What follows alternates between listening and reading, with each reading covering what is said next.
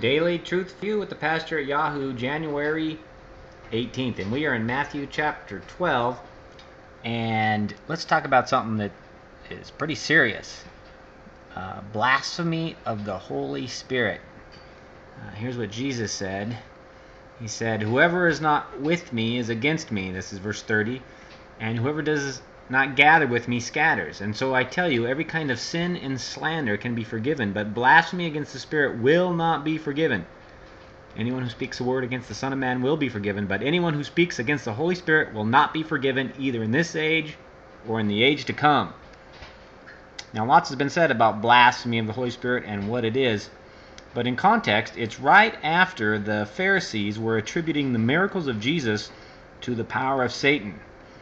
And then Jesus goes on to say this statement in verse 33, "Make a tree good, and its fruit will be good, or make a tree bad, and its fruit will be bad. For a tree is recognized by its fruit." So when you put those two things together, what I kind of get is, well, number one, Jesus doesn't like his miracles and powers to be attested to the devil because that's his enemy, but it's kind of saying, don't just judge by things being different or different than how you would do it. You gotta look on the fruit of a ministry before you start judging ministries and saying, well, this is of God or this isn't of God, just because it's different than what you would do, or maybe even strange or weird.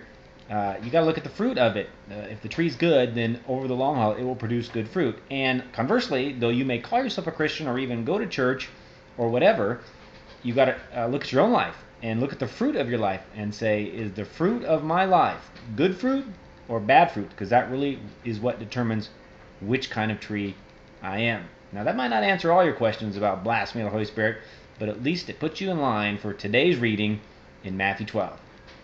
Daily Truth for You with the Pastor at Yahoo.